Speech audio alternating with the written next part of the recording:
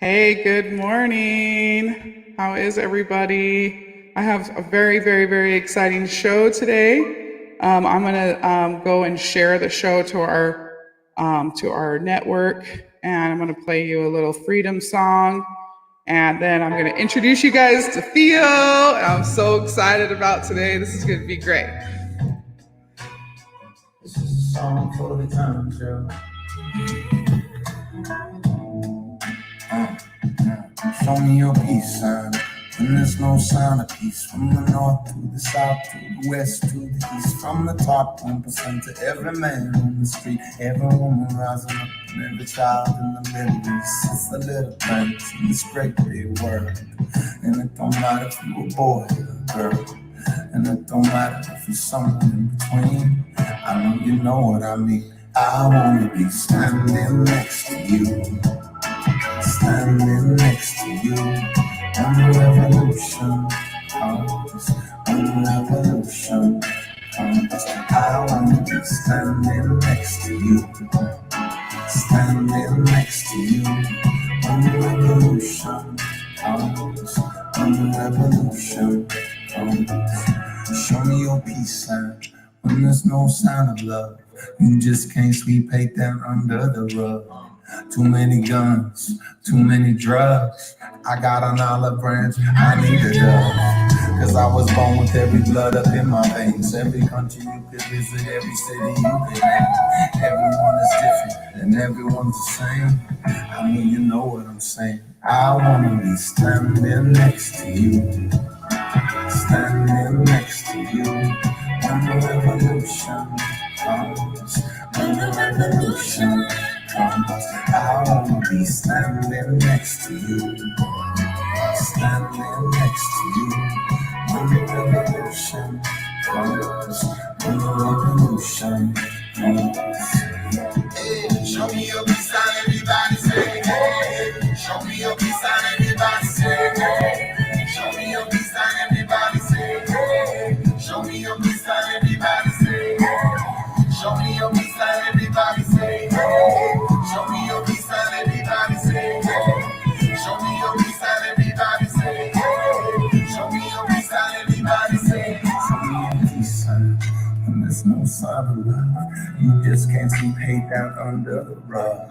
Too many guns, so many drugs. I know you know what I mean. I wanna be standing next to you, standing next to you, when the revolution comes, when the revolution comes. I wanna be standing next to you, standing next to you. Guys, I love that song. I need to call them and get the copyrights to it. Thankfully, it's one of the songs that haven't been flagged yet. So I can still use it because it gives me time to go and share this video to all my platform. But most importantly, thank you very much to Freedom Revolution Network, who has created this platform for people like myself to come on and speak and be heard, put a live broadcast out there that cannot be censored so that we can come and share things with you that is being censored. And check it out, I finally got my hair done. And I'm so sad though, I gotta say my hair and makeup gal has worked with me in my business since I started. She has to move to Louisiana. And it's sad. And she's staying with me tonight or last night. And what was cool this morning is we were having our coffee and tea, and she did my hair and makeup for the show. So here we go. This is very rare. Usually I'm kind of in my pajamas and still have a little crust in my eye. But today, this is going to be great. I'm so glad. I'm so excited to share this soul with the world. So I'm going to start talking about Theo. First, I'm going to show you guys a picture. All right. This is me and Kim and Theo. This July, it'll be 20 years ago. It's in San Diego at Kelly's Pub. This was my 22nd birthday party. And we were actually friends before this. So I want you to take a good look at Theo's young, hairless face there. This man, I love the way he describes himself, but the way I want to describe him is how I see this man. And this man is a very bright light in the world. A humble person who will say he's not cool and popular, but he's very cool and popular. And right, he's friends with me, so that's definitely questionable if he's cool and popular, but he's cool. He's friends with a lot of different people, of all types of people. He really just comes from a place of love and no judgment. And one of the other most beautiful things about Theo is his ability to really embody what I call the divine masculine. Is a God-given template to really preserve life and a good life. He has this ability to really hold his family and his wife. So I'm going to talk about his wife here in a second before I introduce him, because, we met. I'm going to say we met in it was probably 1997. I just moved to San Diego. So it was 1997. And I had this really shitty job making like $6 an hour or something. I was like 18, 19 years old. And I come home and I have this voicemail on my message machine. And it's this really fast talking guy. He's like, my name's Theo and I got a job, give me a call. I was like, wow, this guy sounds kind of hot. So I'm gonna give him a call. So I called him up, but I was kind of interested in jobs. And he was, at the time, he was doing, it was popular back then. He was like slinging products with Amway, and it was called something else. I don't remember, but we connected right away. I jumped on board with this guy. He has a way of like getting people on the train, and he's not getting on the train. This guy is not getting on the train. He may be the last one on the train because he's so passionate about getting people on that fucking train. And he's always been that way. He's been super consistent.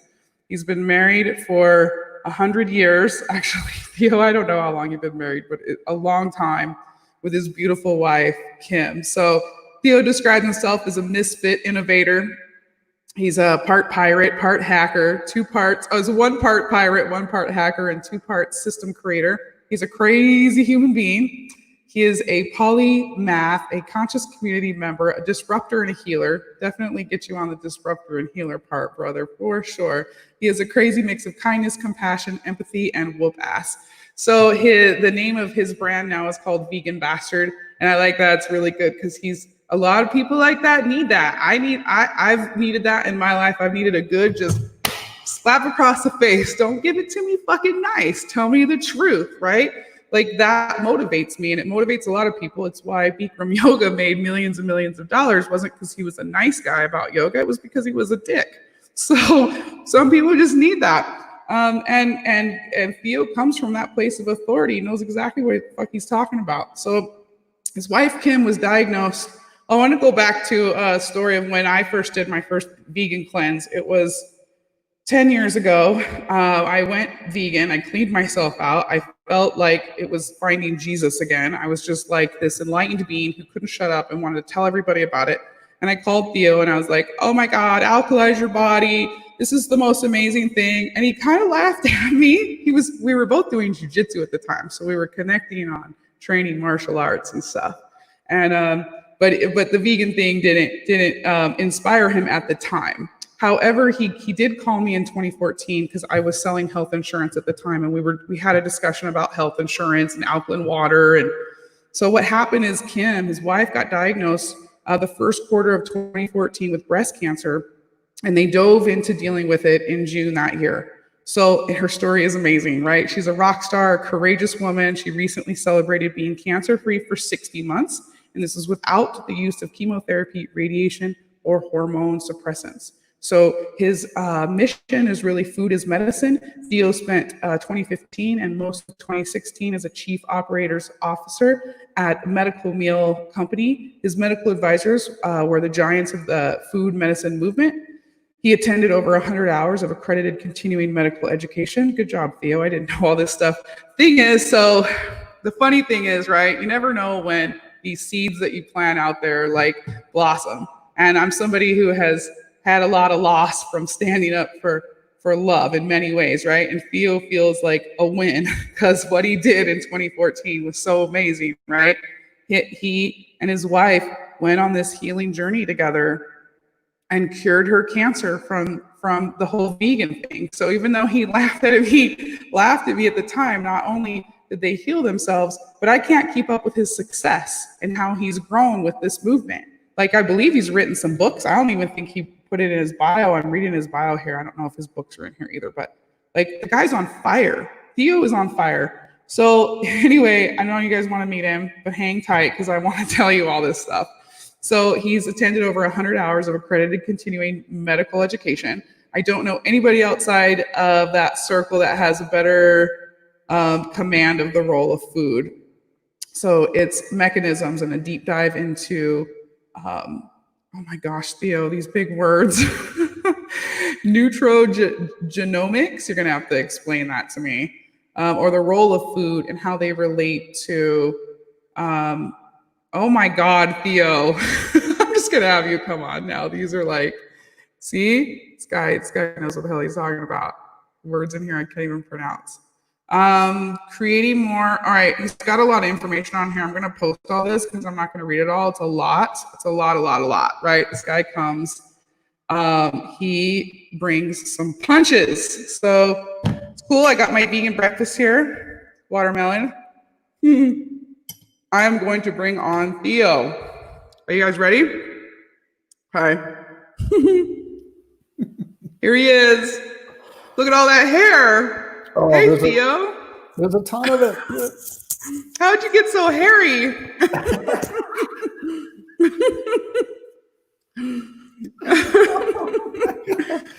Hey, my first question. My first question to you. Vegan Bastard, the name Vegan Bastard, was the name Vegan Dickhead taken? Yeah, and I love how you said it. You said a brand. I'm like, I love building brands. I don't have a brand. Vegan Bastard was my desperate need to just scream because there was so much shit going on. And I've been, unfortunately, I've been very tolerant and very kind and very patient with people for like the last 5 years. And nobody knows that I actually like to punch people in the throat. So I was like, oh, I know what I'll do. I'll create my own alter ego. So I wanted to create a Facebook where I could like vomit everything that just is driving me nuts and not hurt the feelings of the people that I've served and loved and cared about. So yeah, Vegan Bastard is because I am a vegan. Yep, don't worry about it. I'll tell you all about veganism. And also, I grew up without a dad. So I was a bastard, and you carry a lot of shame, right? So part of freedom is letting go of the stories of shame and bullshit. Mm-hmm. So there's such great treasures in all of it. But the truth is, I give a fuck about the planet, right? Mm-hmm. I'd like it if people were less douchebaggery to animals, but if you need to be a douchebag, I don't care. It's your life. You can do what the fuck you want to it. And the bastard part of it is I'm done. Like right now, I think it's time for people to be as genuine, authentic, and fucking forward as you can be, because shit's getting really crazy. If nobody didn't just see what just happened, like, then you need to wake the fuck up, because it's like, it's nuts. So that's where Vegan Bastard is really right now, is just a chance for me to vomit and bark. And then my youngest went vegan. So between him and I think we're probably going to do some t-shirts and shit, because he's handsome and smart and cute, and he's a little rock star kid. He's like he's everything I never was, but he's way cooler than I. I love t-shirts. You can always sell me a t-shirt anytime. You have a t-shirt now? Yeah. Like, I'm going to tell everybody who's selling t-shirts. I don't even care if it's ugly. Like, I love them and I just want to wear them. So I'll buy them from you. Okay, well, I'm going to make t-shirts. I'm going to send you some because I like t-shirts. I'm with you, man. I put on a button-colored shirt so it makes me look smart. But so my life is now really a series of flip-flops, shorts, and t-shirts. And if that doesn't work for you because you got some pretentious bullshit peacocky thing you got to do in the world, knock your socks off. But don't invite me because I'm showing up in shorts and flip-flops. I've been declining several things too because my attitude's changed, and it's really not that I'm trying to be a dick or a bastard either. I'm trying to share the light on, I'm trying to shed the light on something that's very dark, that's been harming people, harming life, harming health. Yeah. And that would be, how this whole war ended up in medical is just so funny that, right, that everything that we've been through up until this point really prepared us for this time.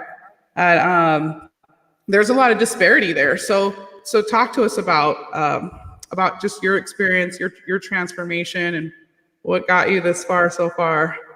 Yeah, so I think anytime you're hearing from somebody, there's just so much noise in the marketplace, everywhere we go. So if we would all learn to be more critical of who we're listening to, like it's cool to have noise and music or whatever, but if you're going to listen to someone's words, where are they coming from? What's their bias?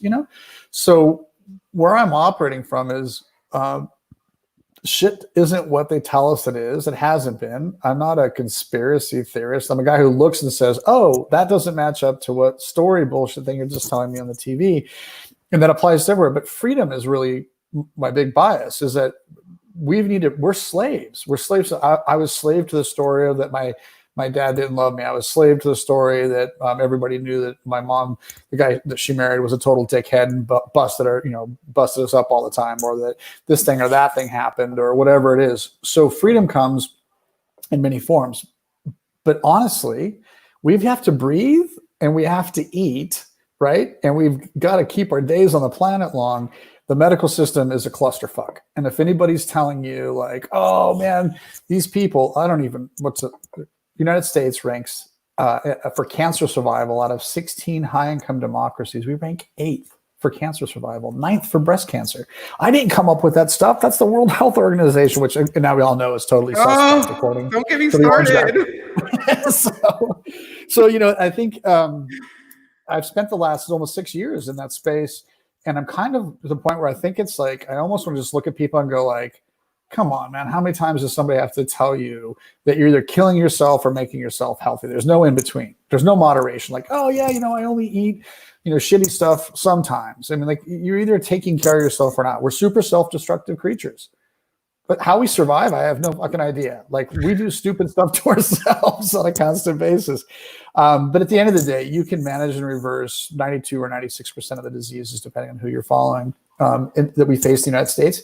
That other countries, just don't deal with these things. I talk to my friends. I have friends in sub-Saharan Africa, thanks to Facebook, and they're so excited. Like, Theo, I finally met a person with cancer, and I was like, wow, tell me about it. Oh, he's a missionary. I'm like, oh, bitchin'. Like, there's not even somebody local that has cancer. You're like, they've never seen it. They don't even know what it's like. But for the United States, it's 1 in 2 men and 1 in 3 women. It's kind of nutsy. Well, it's interesting though that we both like preach the same thing, but in different ways. And it's great. Your way works better than mine, honestly. On the spectrum, I speak in feelings and energy, which is like kind of foreign to people. And you speak facts and science and real stories. And I want to go back to your wife, Kim. I'm surprised we haven't already talked about her for like 30 minutes. she's actually a rock star. How long have you guys been married?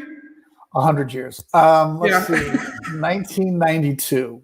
We hooked up, and we did it the old-fashioned way, where you shack up real fast. You do it the anti-biblical way, so you piss off all of your Christian friends, and you live in sin, and then you have a kid, and then you feel guilty, and you get married.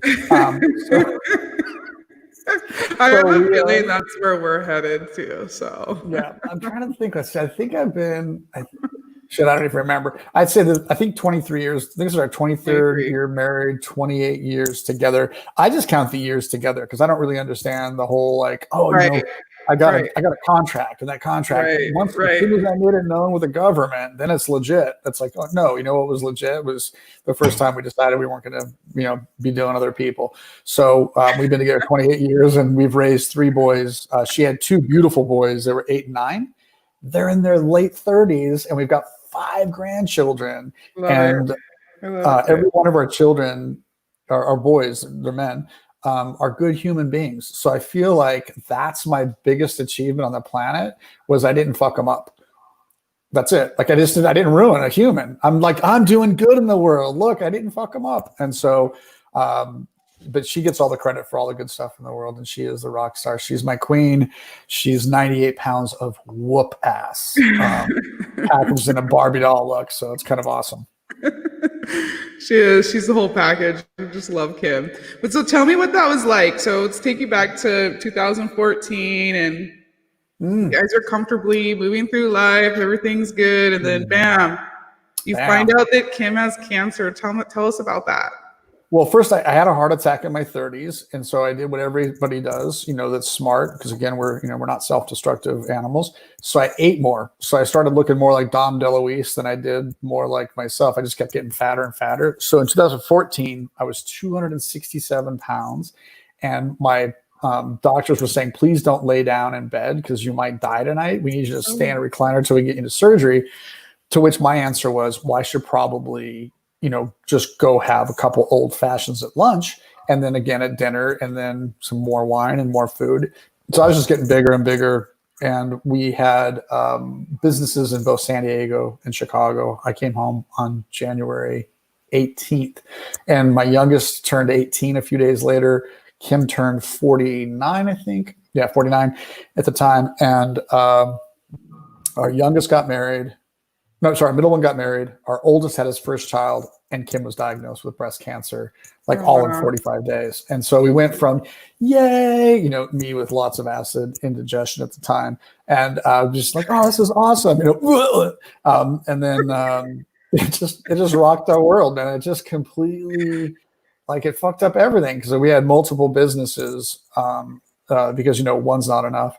So and I'm talking about businesses that do millions. So not necessarily in profits, just millions of dollars of volume. And so it was really disruptive. I mean, it really wasn't we didn't plan for it. So it kicked us in the nuts. She was technically diagnosed under biopsy, I think in March. I sailed a boat because I ran away. I didn't really run away, but kind of. I sailed a boat from France to St. Lucia for a friend. He had a boat made, and then Kim joined us, and we sailed for a couple of weeks, and then we came home and we dealt with cancer on June 1. And that's really kind of the insanity of things you don't expect, or the things that bring you your sense of purpose or an opportunity to change some things. So yeah, I lost 110 pounds and learned to give up on real estate and making money and focus on being a good husband, being a decent human being on the planet. Trying to share the message that, holy crap, oncology will kill you if you let them. And hey, you actually are fully empowered, and you can make changes in your life, and you can take your power back. And so I started learning to say that in a less Brazilian jiu-jitsu way, and a little bit more in a driven by love and kindness. What I wanted to do was blow up oncology, but somebody. Yeah, tell me, was there a pivotal moment where you saw the disparity? Maybe you were in the hospital and trying to go through an oncology. Tell me about that experience, the moment that you were Oh yeah, it was early on. We were super conventional thinkers, and a friend of mine, great story someday when we have tons of time, I'll tell you all about him. But he said, hey, you should talk to James, man. James had throat cancer, and he healed it with juicing. I was like, okay, heal, juicing, and throat cancer. What does that have to do with me? We don't, you treat cancer, you don't heal cancer. Oh my God, juicing, how granola can that be? And throat cancer, Kim has breast cancer. You're give me a break. So he still pushed, and we ended up going and seeing him, but we had a conventional team, and the new all-star team said, hey, we need a new scan. And we're like, okay. So we started the protocol on around June 25th, 26th, and on July 27th, we had a new scan. And so we're all sitting down with it, and we weren't very empowered. We didn't know a lot about medicine and what you could or couldn't do. So, she's like, hey, this is the size. And we're like, I'll do the math really quick. I'm like, oh my gosh, there's a 50% reduction in the tumor in a month. I'm like, hey, so I try to tell her, and she's like, I'm not going to talk to you guys about that stuff. You need to stop doing that right away. It'll interfere with treatment. I was like, what? We're not even going to talk about a tumor reduction? So I was stunned, and we agreed that we would come back for another procedure, because they also in that scan showed that Kim had maybe metastatic cancer in the same breast. So they wanted to go plunge around. So we agreed to let them plunge around 30 days later, and the tumor is 44% smaller. And now, again, than it was the month before. And now I want to talk about it and they don't want to talk about it. So she tells me, I slide over everything we're doing. I go, here's everything we're doing. And she slides it back. I already know what you're doing and it's going to interfere with treatment. And I was like, you're the only person I've ever met that can read a document just using their fingers and touching it and absorbing all that. Did you tell her that? No, I looked at her and I was like, what the fuck? So then she decided she would take it a step further and tell me that I'm going to kill my wife with my baking soda ideas. Baking soda, huh? I didn't even know. I was like, alkaline the body. I get it. Baking soda ideas. Yeah. So I lost my poop at that point. So at that point, I was no longer feeling trusting of the system. She said it could be spontaneous regression that happens sometimes. I'm like, well, if we're having spontaneous regression, why are we going to do all these treatments, right? Because it's just spontaneously regressing. Oh, it doesn't work that way. Well, what way does it work? Well, I'm not going to talk to you about that. It's like, okay. And then she goes on with a scare story about two people who went like a natural route and how bad it went. And she tracks all of her patients. So I said, hey, great. Let me ask you about your two patients since you brought it up. Were they both your patients from day one? And what did they do? And she was like, well, I can't tell you all this stuff. One of them is my patient. The other one, I inherited it. I go, okay, great. So out of the thousands of women whose breasts you've removed and cut off and done stuff to, you have two that took a road less traveled that you know of. And one of them, it didn't go good. And the other one you inherited it and you don't really have any facts. But I've got facts in front of us. And so I think at that point, we just realized it wasn't a good reason to fight with her. We just started, Kim and I started convening in the background saying, what do we want? And man, what a great question to ask when you're feeling frozen with fear and overwhelm is stop, take a deep breath and just ask, what do you want out of this moment? Like, right? Like, what is it we want to do? And Kim said, I want to keep my breasts. And I was like, yeah, I want you to keep your breasts too. Like, we're on the same page. This will be good. And, there's so much information that's really out there.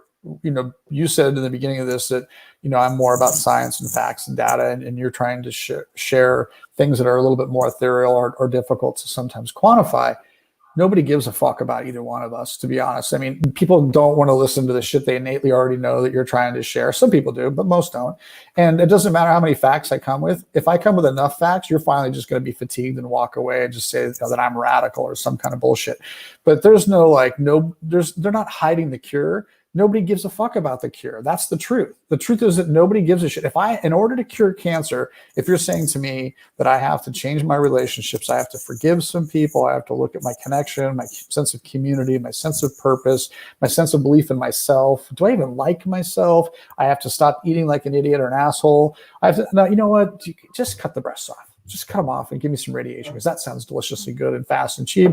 I'll have a new rack. They'll put this new set on, which is amazing. You got to check this out. So if there's a woman listening who's had a mastectomy, I'm not being rude. I'm just going to tell the world what really happens. They cut off everything. They take skin from the back of your knees.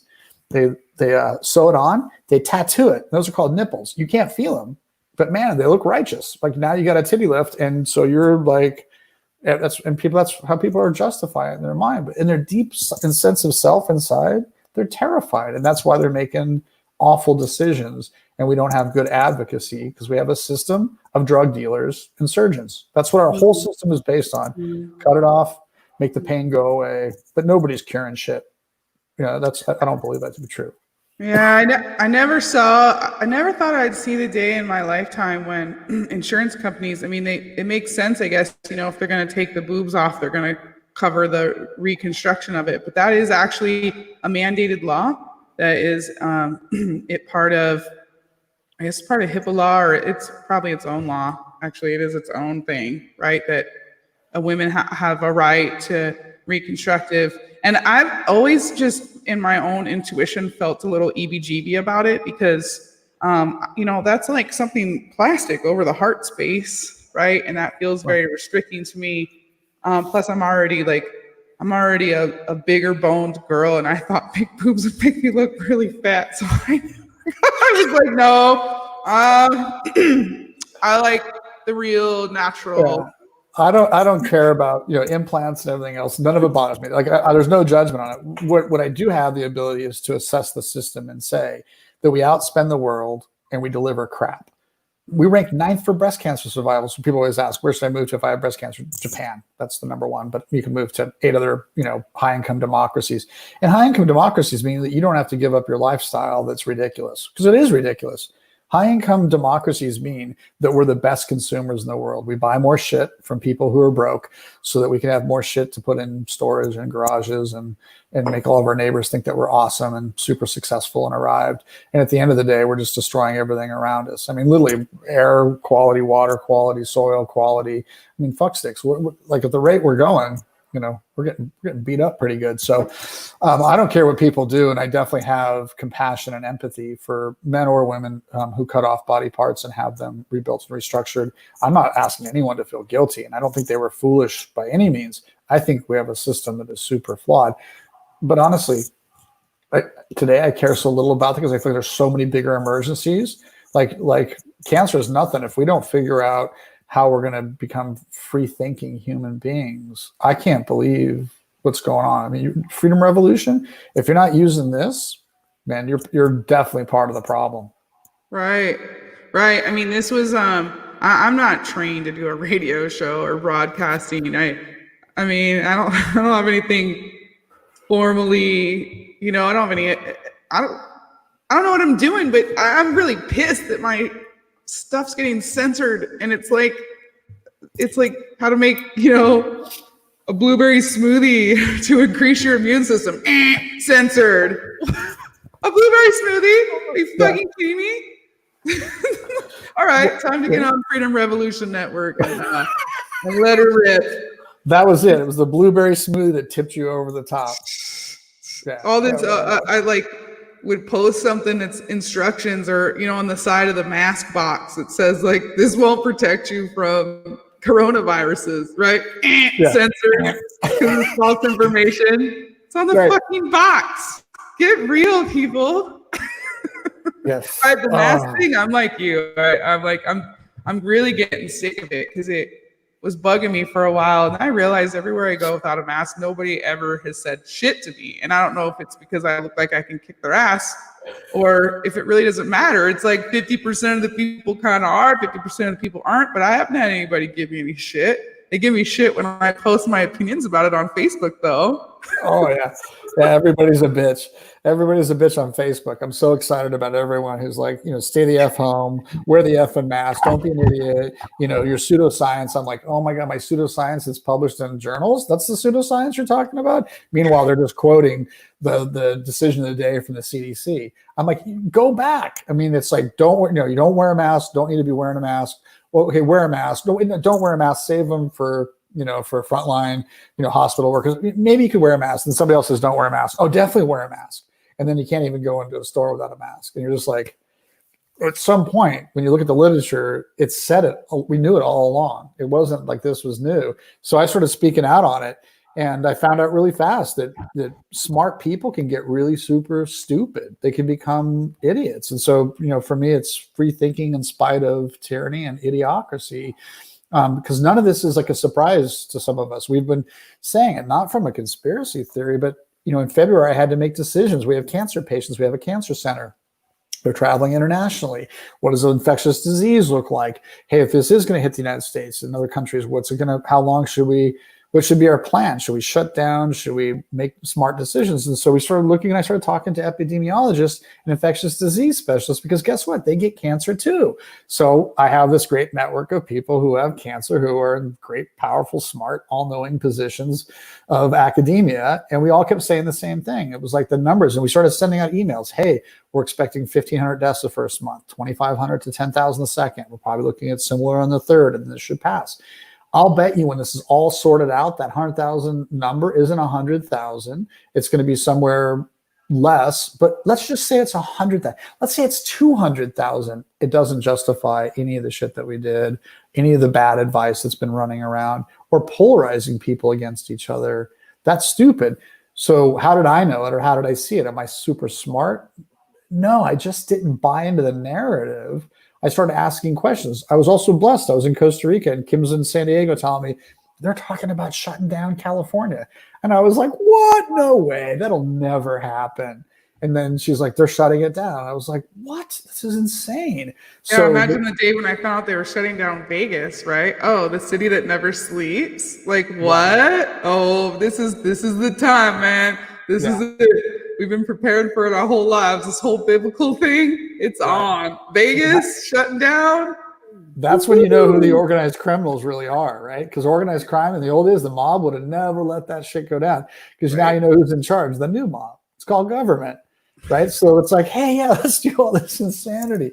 I mean, no, they just ruined people. I mean, and we've lost everything. So I'll be turning 51, and now I've lost because I'm heavily invested in a multi-million-dollar real estate, heavily invested in 3 cross-sectional practice-based observational medical studies, heavily, in everything that we're doing.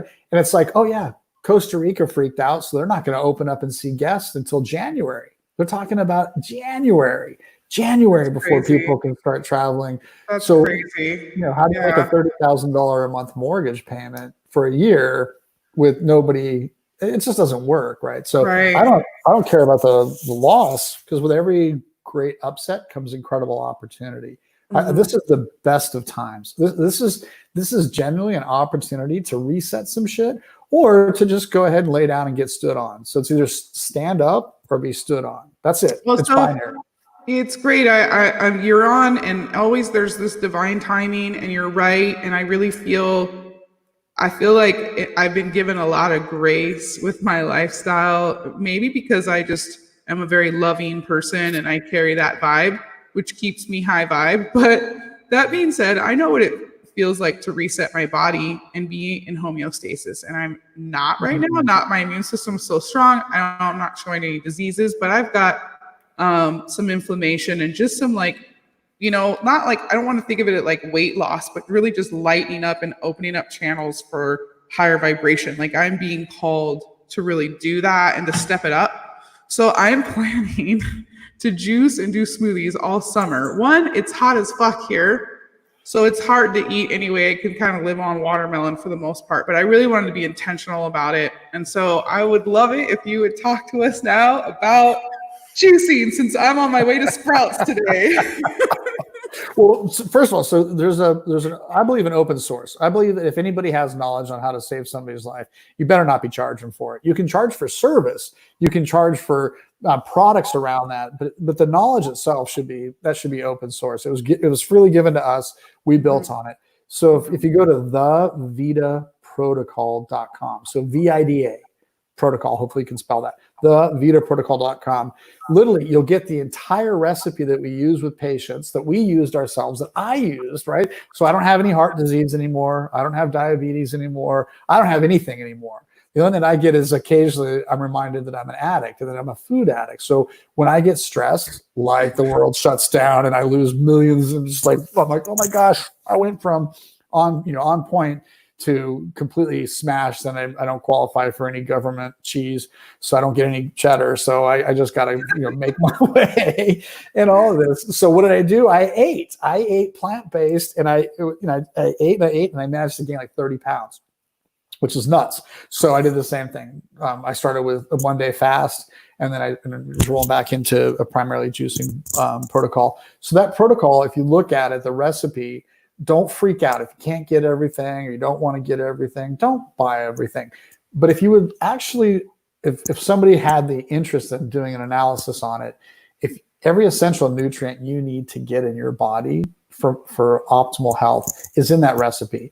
So you run the first portion of it through the juicer. I think everybody should invest in a slow speed juicer, because you're going to get way more yield. I have one. Yeah, I have the Mantecrating juicer. It's not as fun as the other ones, because it's like it's kind of a freaking bitch. But the other ones are like you're like, yes. But no, violence, you have to get the dinosaur. Yeah.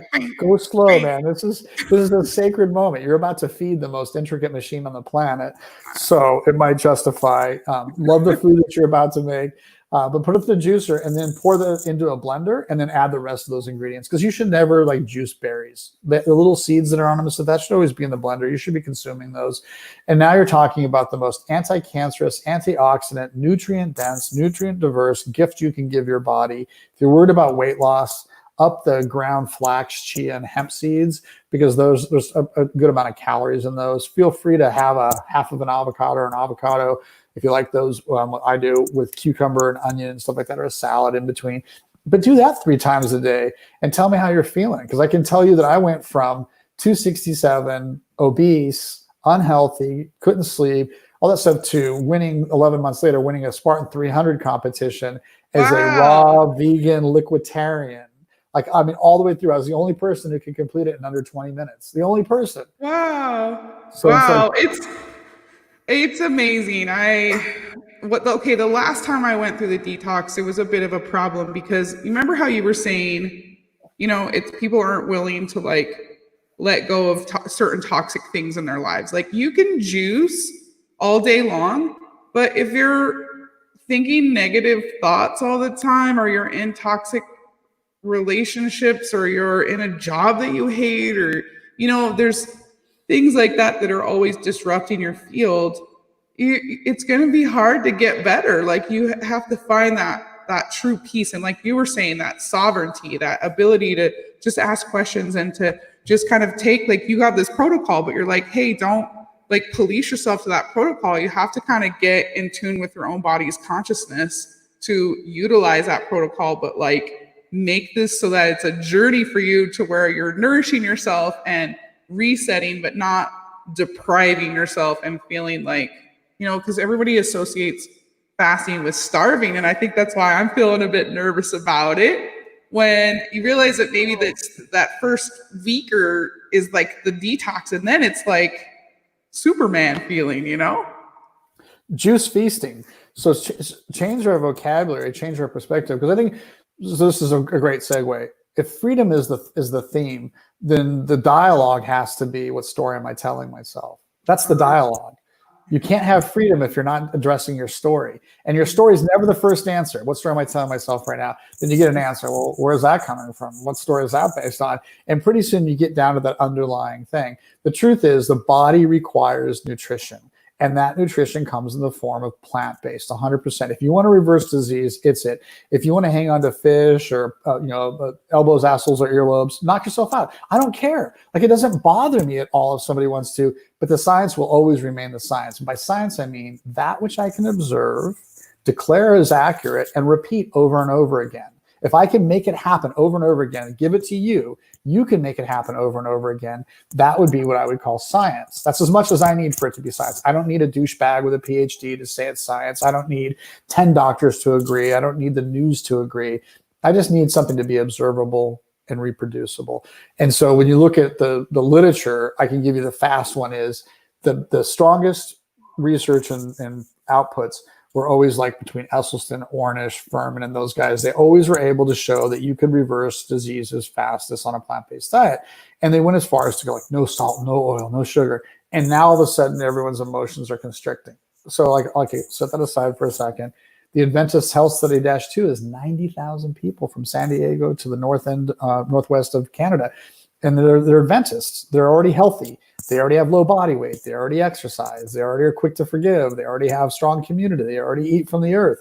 So if you ate 3 to 5 ounces of animal protein, I guess that's what you call it, 1 to 3 times a week, compared to just fish, to just eggs and dairy, to none, that's exactly what it looks like for disease. In a healthy population, highest disease is here, second lowest, third lowest. So when you eat all plants, there's a 13% reduction in all-cause mortality and cancer by just going to plants over a little bit of meat in an already healthy population. So if you want to reverse some diseases, treat yourself well and take a break.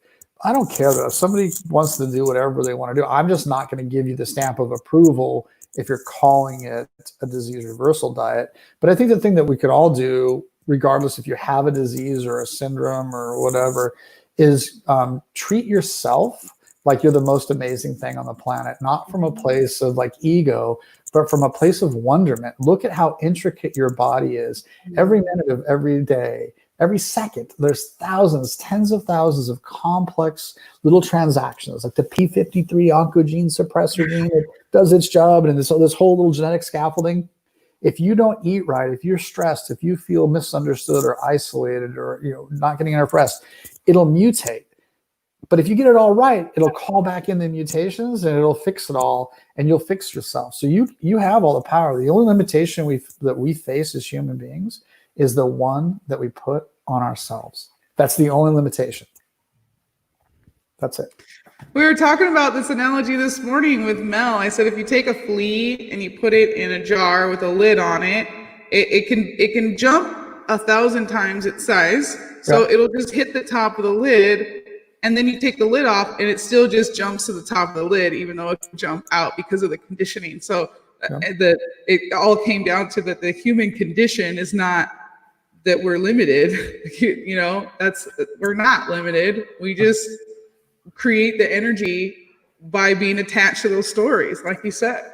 Yeah. Yep. Don't quit being a dreamer, grow up, all those things, like, stop being a child, all those stories, these things we all meant well. I said them to my children, but nowadays I would say, be a child, dream big, right? Make no small plans, for they have not the power to stir men's souls and are not likely to become achieved. Daniel Burns said that he was the architect of the second city of Chicago. It's like, make no small plans, for they have not the power to stir men's or women's souls.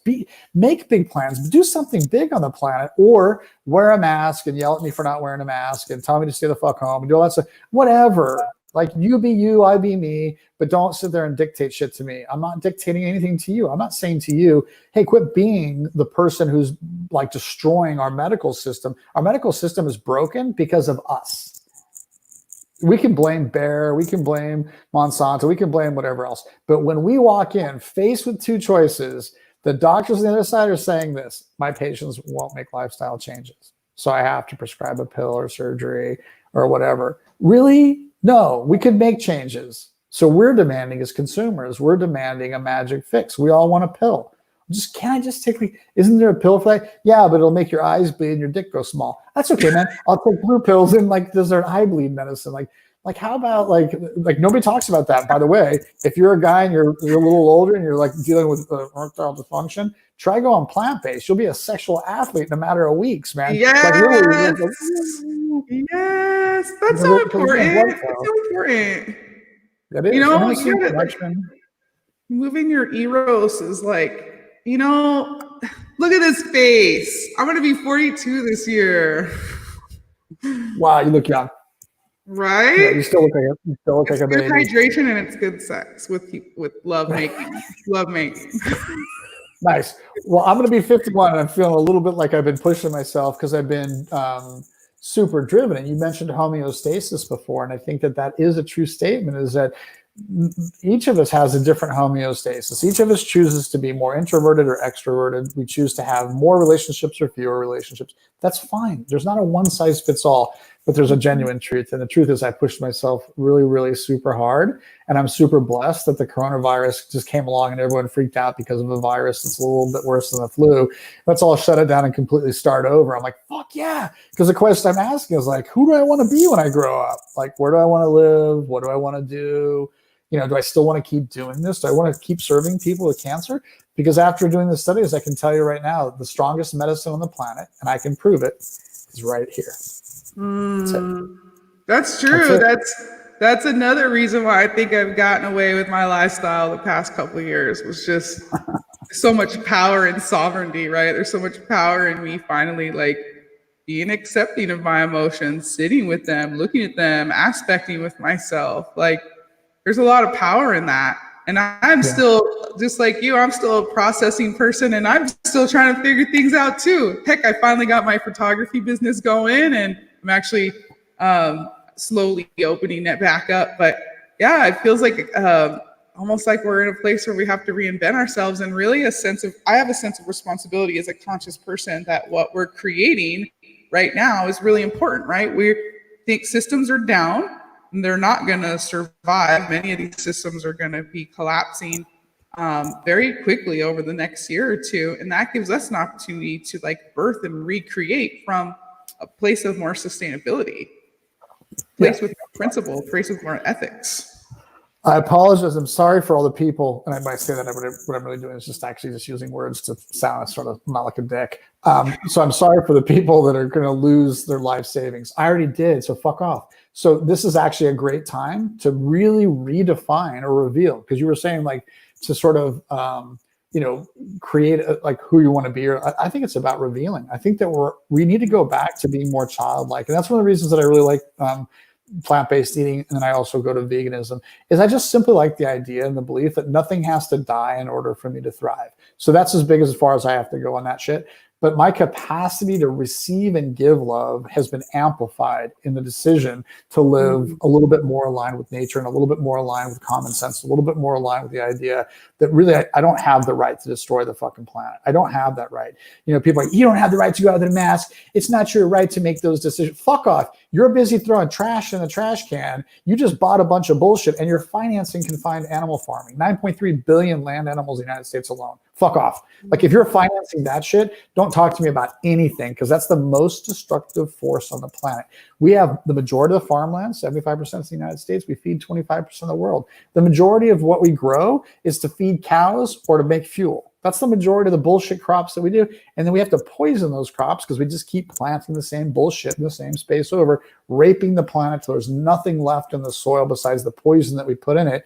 Water you can't drink. Air is getting hard to breathe. Thank God for coronavirus. Fucking bunch of shit showed back up again.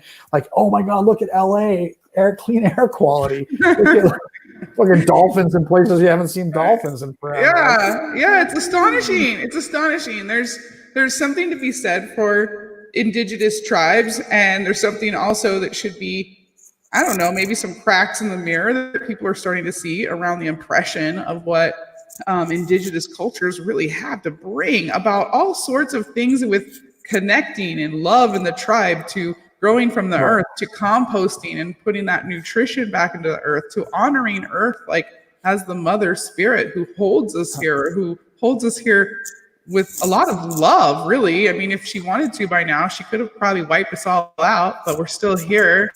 And I feel that as a very love and benevolent feeling from Mother Earth. Like she's holding space for us to fucking get it and wake up and make some changes. Yeah. It is. And I also want to say, before we lose the show hour real fast, is just the one thing about people who are afraid right now and feel like they're the at-risk group and stuff. I have so much empathy for you. And I think that all of our resources should have been sent to protect them.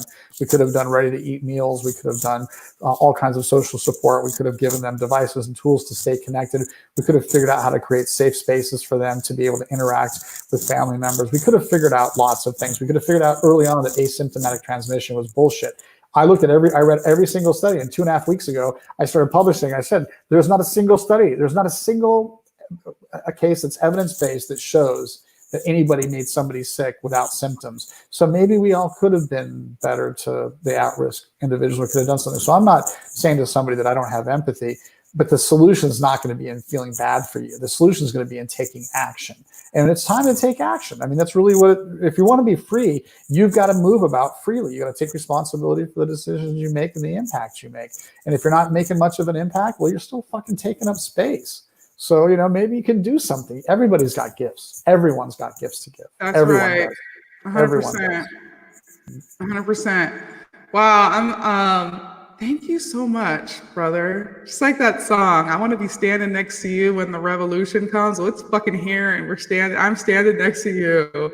Yeah, be careful standing next to me. I'm on the front lines, so you might want to stand on the second wave. It's a views. Oh, yeah. I meant energetically. You really are. You're that guy that's getting everybody on the train. You're getting on the train, but you're going to be running after it at full speed like this with your hand way out. Get me. But you'll get on that fucking train, but you're going to get as many people on it as you can. So I'm going to tell everybody out there who's watching this that I'm going to go to the vitaprotocol.com. I'm going to also post it in the Freedom Revolution Network. I'm going to look at it. I'm going to go to Sprouts. I'm going to stay in touch with Theo this summer. And I'm going to commit myself to a whole new level of cleansing. One in the home, while my partner will be probably eating normal food around me. And but I'm going to do this, and I'm also going to be sharing about it on here. And hopefully we'll have you come back. We would love to have you come back for another show and rap some more, because this was great. Thank you Yeah, so much. and I'm learning to watch my words, so always feel free to call me out on them. But Hey, you no, said, this is Freedom Revolution Network. We can drop the F-bomb. We can smoke weed and hang out. We can do whatever we want. you said your partner will be eating normal food. I think it's cool to say that that my partner will be eating a more common diet, right? Because There there's you nothing, go. there's nothing Reframe. abnormal. Yeah, there's nothing 100%. abnormal about a salad. It's not abnormal. Like fuck off, man. Like it's I know. never going to be abnormal, man. Like the I healthiest know. people in the world, right? Rice, beans, salad, fruit, that's in season, and then if you want some egg or chicken or fish or none, I mean, knock yourself I out. was But going the to do poorest egg. people in the healthiest. I was going to ask you about the gluten-free thing. I think we mentioned it before because there's some scar just from me personally. I have some, I'm sure, internal scarring from years of having reactions to gluten. And I don't think it's actually gluten, but maybe how they manufacture it was just, I'm a sensitive body. And it took me a long time Yeah. to heal from that. And one of the difficult problems I had on the vegan diet was getting enough protein. So I was thinking, and I was just going to ask you this: I have chickens, so what about just dropping a raw egg in that juice and blender? I mean, it's fresh, it's right here. I grew it, and it's protein. Yeah, I think the answer is always about. So this is where I can always. It's easy for me to detach from things I'm passionate about and say, what does the science say? Science says it's fine. I mean, if you're talking about longevity, if you're looking for disease reversal, especially cancer, we wouldn't look at a methionine-rich food like eggs, because 2 eggs would be more than about 60% of your ideal methionine intake, which is an amino acid. But for you, talking about longevity and wellness, you don't have cancer, yeah, knock yourself out. I mean, it's put as much fruits and vegetables as you can stand into your body. That's the goal. I mean, do that and you're going to be abundant. The rest of it, it's really hard to be an alcoholic when you're on a juicing feast, because like you drink alcohol, you're like, oh, it doesn't make me feel good. The juice makes me feel good. Oh shit. I really like alcohol. Why do you like alcohol? Because it kind of numbs the pain, Yeah. Yeah, talking to me, man, I've had problems with addictions my whole life, but it's really time and just my own journey and just where I'm at right now with spirit and with God that it's like they're ringing the bell now. They're ringing a different dinner bell. Like, girl, it's time to get cleaned up because we're about to shock you with a new level of energy. And this is what we've been also sharing on the show. Kind of the spiritual thing that's going on is, we're really being asked to step it up physically in order to be able to handle the new vibrations coming to Earth.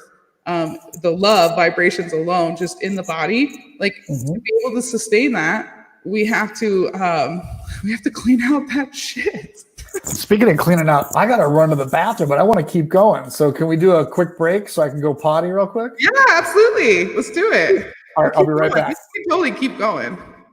Yeah, there's no time limit here, so go. Perfect. I'll be right back. Go. Well, I'll just come over here and talk to you guys for a minute. Hold on, let me find my mouse. Hey, so how do you guys like Theo? He's gonna come back here in a minute. He's taking a break, and a good chance for you all to take a break too. Some radio shows we can stop and play a song. What do you guys want to hear? Let's do a random Thea song for a moment.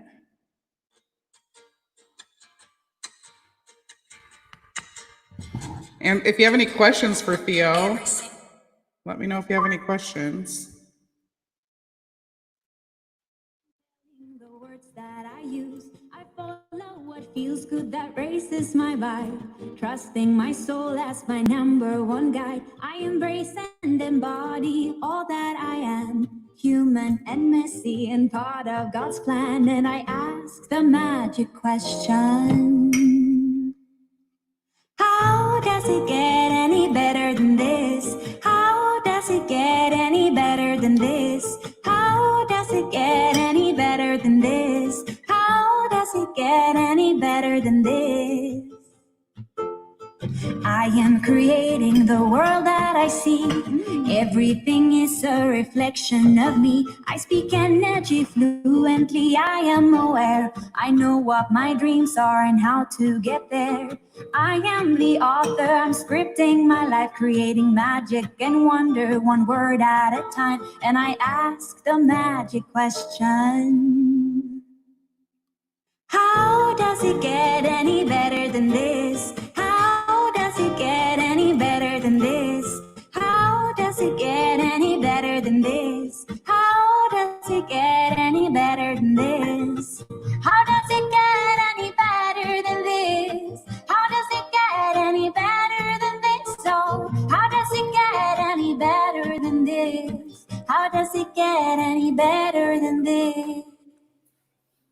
I didn't feel like talking, so I just played some Thea.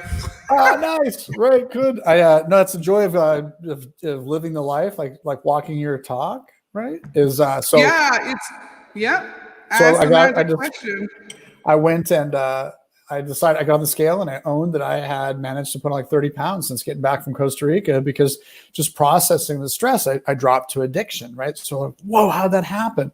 So 30 pounds, and that's a lot of weight, man. So I've already dropped like 7 pounds because I just made the decision. It was like, oh, well, I already know how to get home. Let's just get back to being real.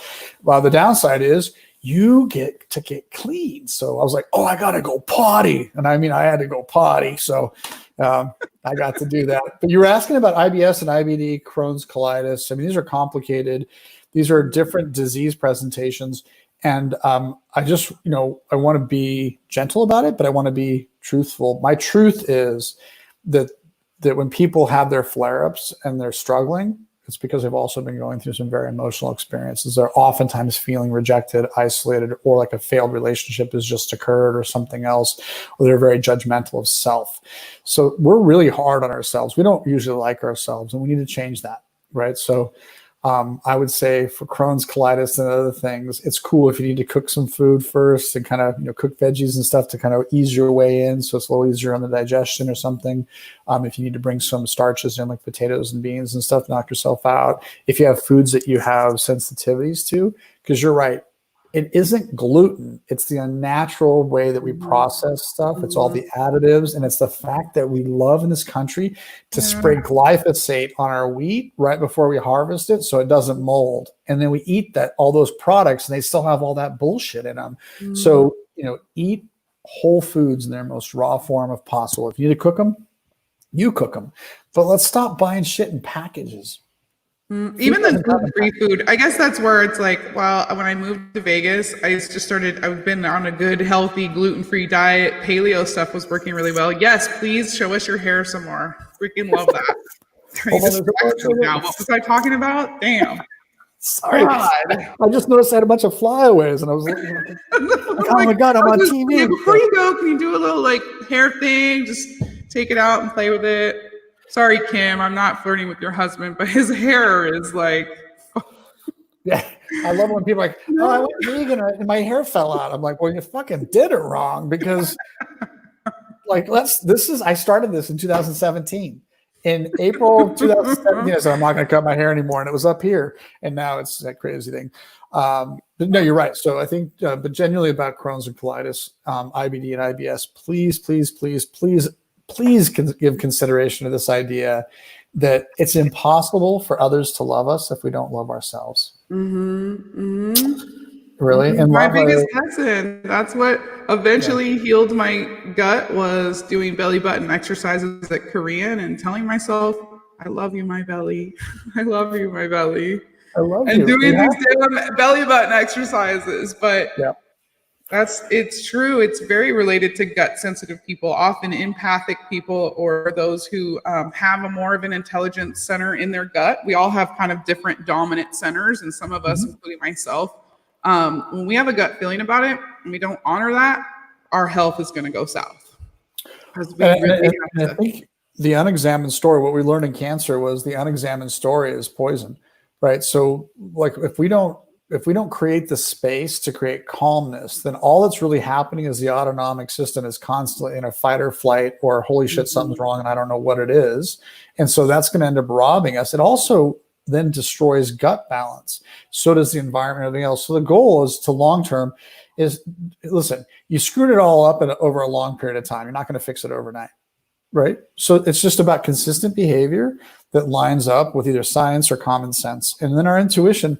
Nobody knows you better than you. No doctor on the planet knows you better than you. So all you need to do is recalibrate your compass, just check in with yourself, get that figured out, and go. And that's why Ayurvedic is so important for people who really that resonates with. Somebody else might be looking at a more herbal approach or a homeopathic approach, and all of them can get you to those places. What isn't going to get you there is, eating bonbons and hating yourself.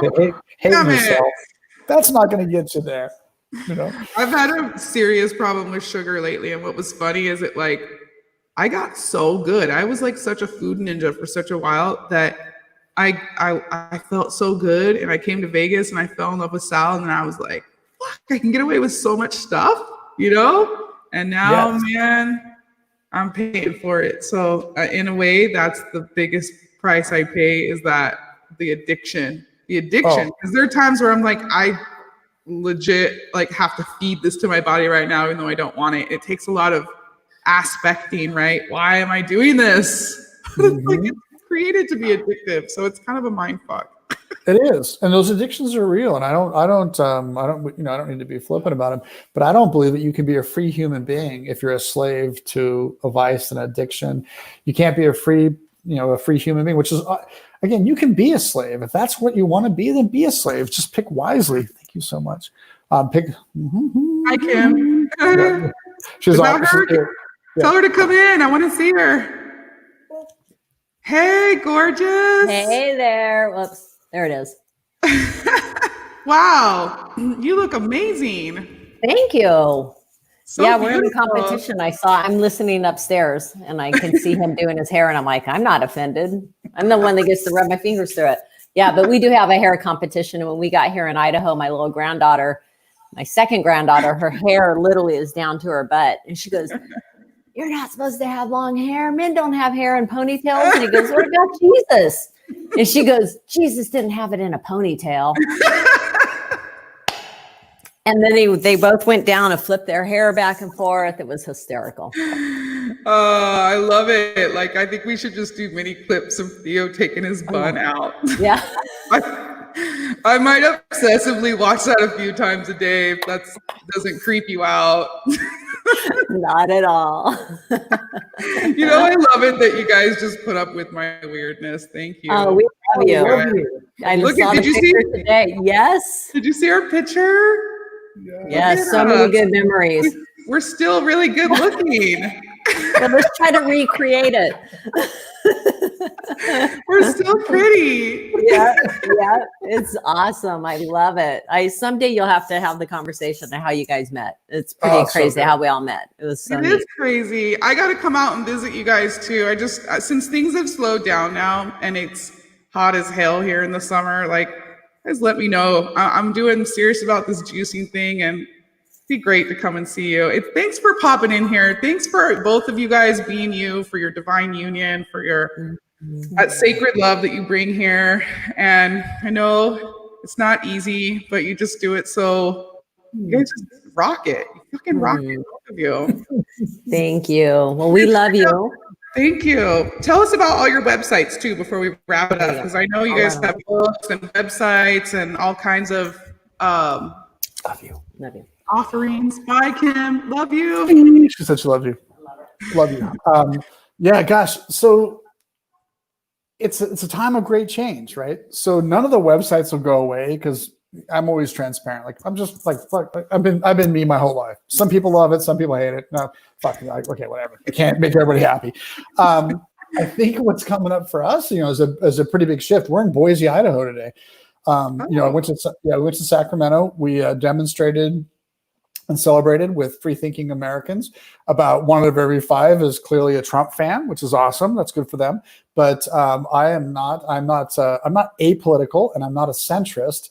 But I'm a free thinker, which means that I don't really need somebody to tell me how to think. It means I think for myself. And so in thinking for myself, we wanted to push back against large government. It doesn't really work for me. So we went to Sacramento, but we headed on to Boise because one of our boys moved out here and raised his family. And we've been looking at it, but we're here to buy land to build a conscious community. I'm going to do like 110 acres or so and build a farm to Build me off table. an acre for me, Sal, and the dog and my horse. But Bingo. I'm gonna get when I come Yes. up there. Yeah. So we're doing unmolested land that's never been farmed on before, and That's great. has fresh water, off-grid luxury. But You're doing looking at- this. You're doing this. self-independent right now. Yeah, I mean, like, why not? Oh my Yeah. God. Yeah, make no small plans, for they have not the power to stir men's or women's souls. So I want to build a completely off-grid, sustainable community that appeals to that little bit of prepper in all of us, and that also appeals into the environmentalist in all of us. So what does it look like to have a closed loop system where we grow our own food, we take responsibility for the trash we create, and we actually live in luxury that's super comfortable? And so I want to do a couple of like 10-acre lots, and then an equestrian center, because we're backed up, the land we're looking at is backed up to a couple thousand acres of preserve. And then take care of those horses. I'm coming. That's it. So we want to do something that we want to create a place where people can live, and then also, be remote. But Boise has an amazing uniqueness, and that is that it honors the right and it honors the left simultaneously. But there's a strong liberal progressive community. There's a strong sense of freedom around the conservative attitude, and the two of them are not super dismissive of each other. They're not condescending. They're pretty much like, oh yeah, that part of town is kind of really, where electric vehicles are, and this part of town is where there's not. I mean, like, okay, that's cool. I mean, like, oh, how nice. You can be decent to human beings. So so we're out putting a project together, and that's what we came out to do, was to make a land acquisition. So hopefully, if the universe and God allows, we will leave this weekend, with something under contract and moving on it. And then we'll build something, because I like systems. I'm a systems guy. That's what we talked about in bio. I like, just do something about it. Yeah. As far as the websites go, the things that have been historical have been around the word Vita, which is Latin or Spanish for life. VIDA is life. So the Vita Center, the Vita Protocol, and then there was just Vita Research, where we did our enrollments for the medical studies. I love science. I love medicine. I love common sense. I love innovation. I mean, like, I think I'm the most sensible guy that I know, and yet I don't really fit in anyone's crowd. My sort of running joke is I'm not popular at the Alternative Cancer Center dance party, because I don't buy into the bullshit of all the stuff that people sell people who have cancer.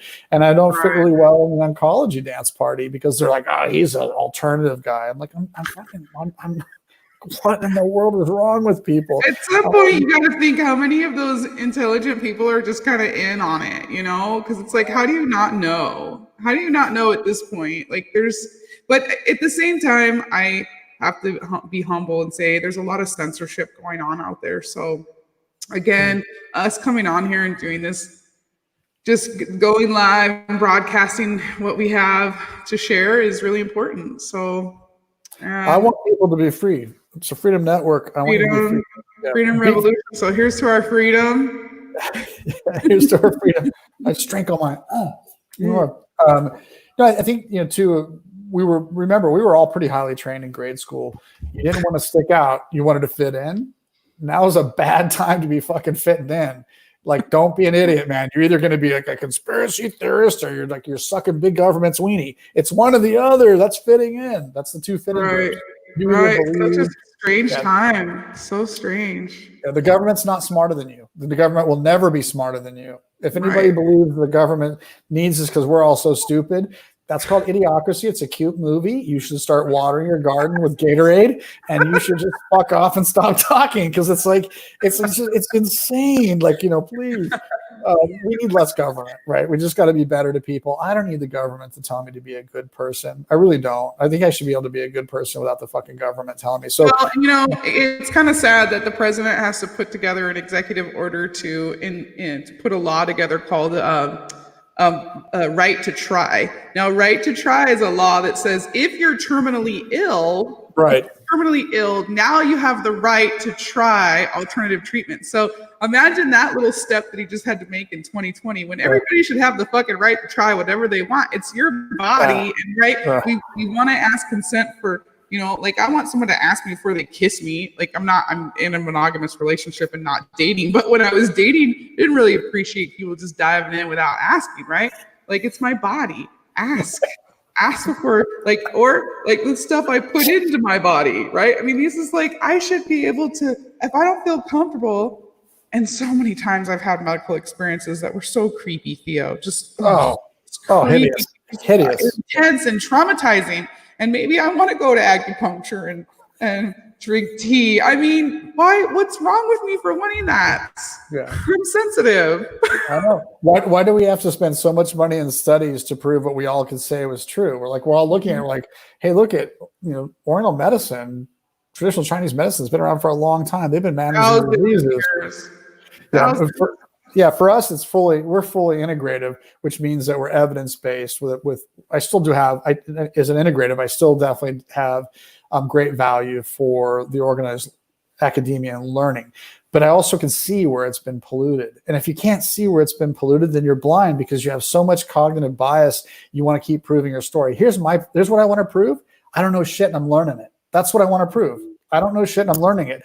Like if someone says they got it going on and they know all the answers, fuck off. You don't know shit. You're just actually selling something, right? That's because none of us really know. None of us have lived here. We're the oldest living republic, and we've never had this much government overreach in the republic ever. So this is new times. And if the orange dude has a heart attack and dies, shit's going to get really weird economically. So depending on how important that is to you, you might want to say a prayer that he doesn't drop over. But I didn't vote from the first time. I don't know where I'm voting the second time because I'm going to vote my conscience, not a party line. If somebody's ever like, you're fucking crazy. Yeah, I'm fucking crazy. I'm super crazy for saying that I'm going to stand up for free thought and my own integrity. Theo, I did not like or even look twice at Trump really until a couple things happened. One, this is where I started asking questions. When I heard about the stimulus checks, I was like, wait a minute. Like somebody who is trying to take us down isn't going to try to send us money. Granted, it's not a lot of money, but it will help people through a month or two, possibly 1 month maybe, but still. So then right after that, I was like, okay, I don't watch the news. We don't have TV. So I started watching the press conferences, which they show live on Twitter. By the way, do not sign up for Donald Trump updates on Twitter because he's the only one that blows the fuck out of my phone all day long. It's buzzing because as I look at it, it's Donald Trump. I'm like, what the fuck was I thinking? Right? But then he defunded the WHO. And I started just singing like a songbird. Do you guys realize that this actually means that this man probably has our back? And I'll tell you why. The WHO, the World Health Organization, does not say anything about an immune system, as if people do not know what an immune system is and what it can do. And so they're not talking about nutrition, exercise, and mental health, which is what prevents people from getting sick in the first place. So they do not have your best interest in mind. They have the interest of people who want to have money and power and sell vaccines and medications, period. And here it is, when that happened, when Trump did that, I made a lot of noise because the same reason as you, I'm not gonna wear a fucking Trump hat and blow the trumpet and be all like, hey, no, I'm not idolizing him, or I'm not trusting anybody in the government to save my ass at this point.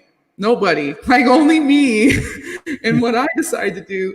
Maybe that'll reverberate out to other people, but I'm in the same boat as you. I'm not, I don't know how I'm going to vote yet in November. I don't know what's going to happen between now and then. But I can tell you that this shit show shows a lot of truth just in the behavior of what's happening, just in what's being censored, just in what's being shared on the news and how it's getting everybody all riled up. There's behavior and energy there that should be, to me, I would think, very obvious for people that something's being fucking hidden.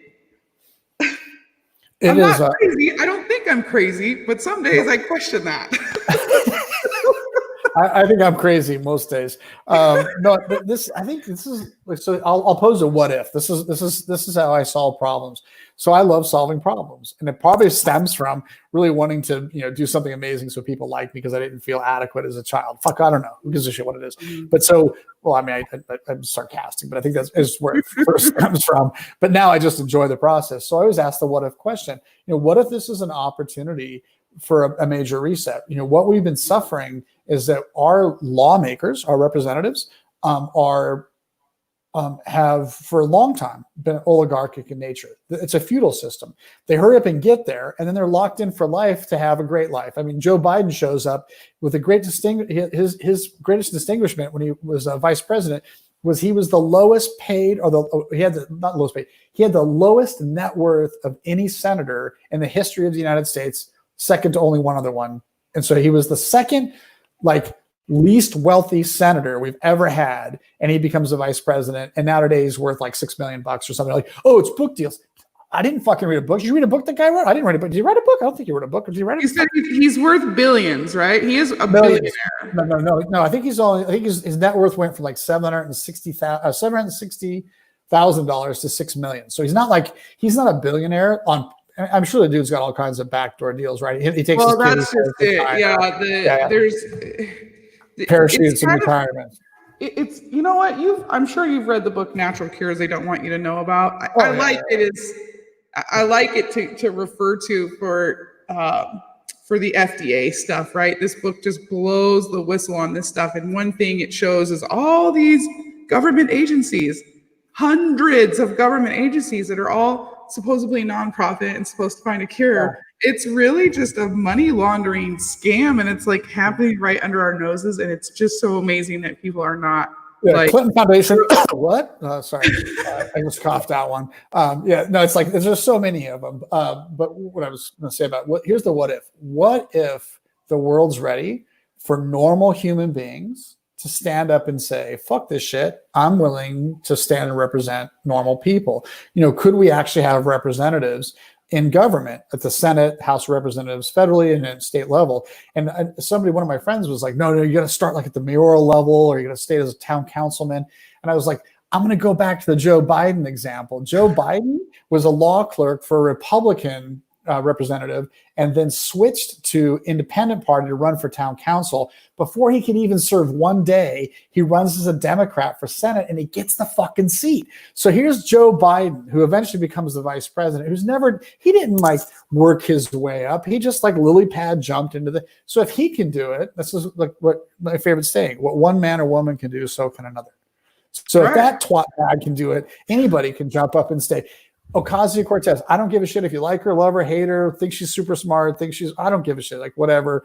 It just doesn't matter to me. I literally it's such, what a waste of energy to talk about, except for that's an exact example of somebody who just stands up and says, hey, I want to stand up for something, and then ends up becoming a representative. So what if that's what we actually did? What if we took back the government? The people did. Because right now the oligarchs are running it. Right now, the feudal system, kings and queens.